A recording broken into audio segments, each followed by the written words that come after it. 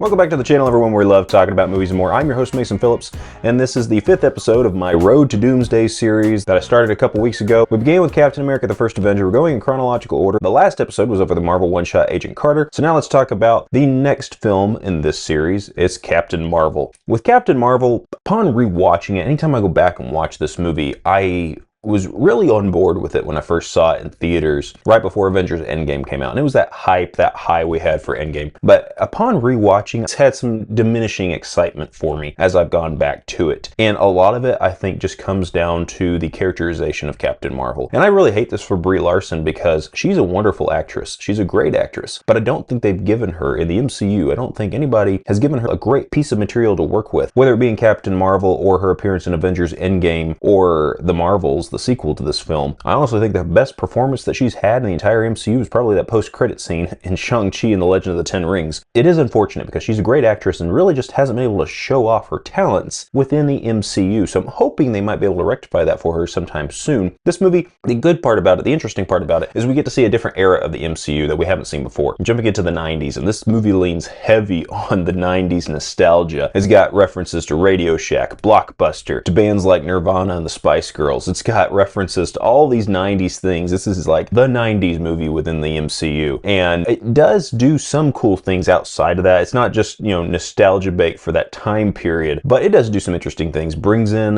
Nick Fury in a different era in his life than we've seen him before. So Samuel L. Jackson got to do some pretty cool things with this. And the de-aging effects on him are honestly, you don't notice it.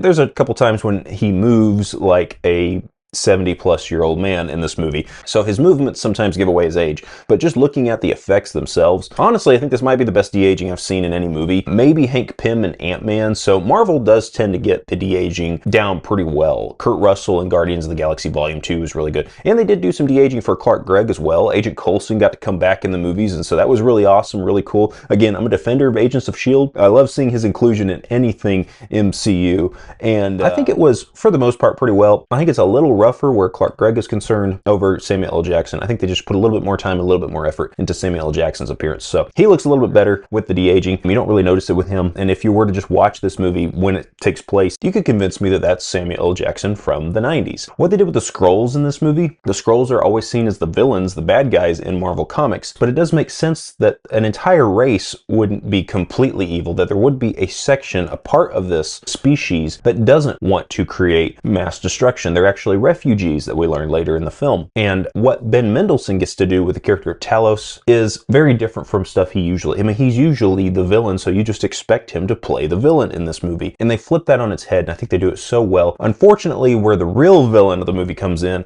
with Jan Rog, Jude Law's character, you could say the Supreme Intelligence, but it's really Jude Law's character. And he's kind of a forgettable villain. I mean, could you even remember the name Jan Rog if I hadn't just said it right now? Would you be able to think about what's the name of Jude Law's character in Captain Marvel? I bet you couldn't come up with it, because I wouldn't have been able to come up with it if I hadn't just rewatched this movie. He's a very forgettable villain, unfortunately, and he's a wonderful actor that they have just wasted. And I've talked about this before, where the MCU just has a really bad habit of wasting wonderful actors in very throwaway villain roles. And another actor they threw away in this movie was Annette Bening as Mar-Vell. It would have been really nice to see more of that version of the character. She gets to play the Supreme Intelligence more. She has a few interesting moments, but it's kind of a wasted potential for what they could have done with this actress and her place in the Marvel Cinematic Universe. The MCU's just got a bad habit of throwing these high caliber stars into these very mediocre, forgettable roles. So that's kind of the bummer of this movie. And then you bring back characters like Ronan the Accuser from Guardians of the Galaxy. Lee Pace has absolutely nothing to do in this movie. He's got like 2 scenes and he's very static, not moving, and shows no emotion. They didn't need to have Ronan the Accuser in this movie. It's just, hey, look at that MCU character that we were able to bring back. There's some fan service for you. That's kind of annoying in how they utilized that. They did do a little bit more with Djimon Hounsou's character, so that was at least a little bit more interesting, bringing him back from Guardians of the Galaxy as well. Again,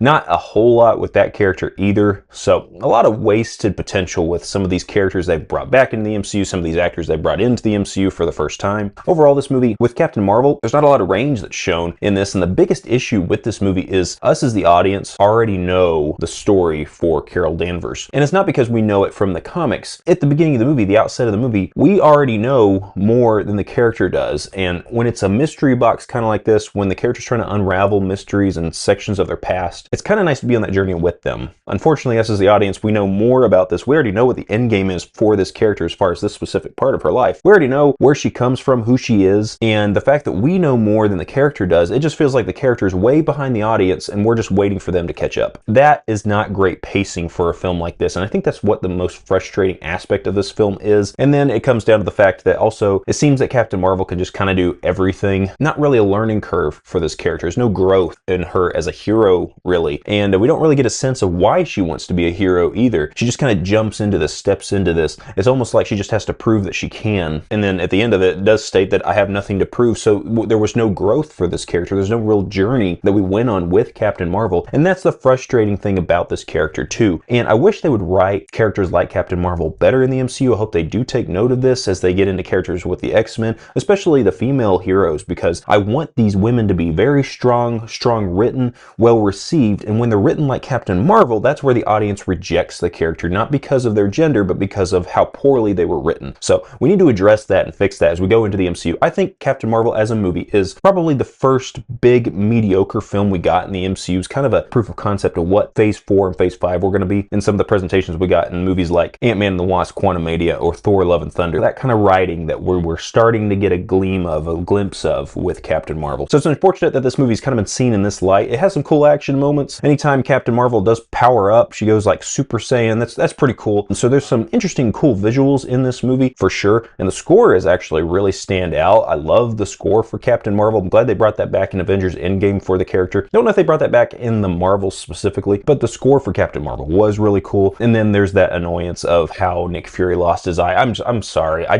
still roll my eyes every time Goose scratches his eye, and that is how he lost his vision. You have a movie with the Skrulls, these shapeshifters, and in The Winter Soldier, Nick Fury says, "Last time I trusted someone, I lost an eye." That should have been, I trusted somebody who was posing as a Skrull and then takes out his eye. The story's right there. It's right in your face, and this is the perfect movie to do that, and they decided not to. Some annoying decisions that they made with some characterizations with revealing how certain things came to be is just a little frustrating. But that's my take on Captain Marvel. It's a fine movie, but a very flawed movie. It does have some interesting moments, but overall, I do think it kind of missed the mark. If I was going to give this movie a rating, I would give it a 3.5 out of 5 or a B- on the letter scale. If you've seen Captain Marvel, go down in the comment section and let me know your thoughts on this film. I would love to hear from you. I hope you all have an awesome and a fantastic day, and I'll see you in the next video.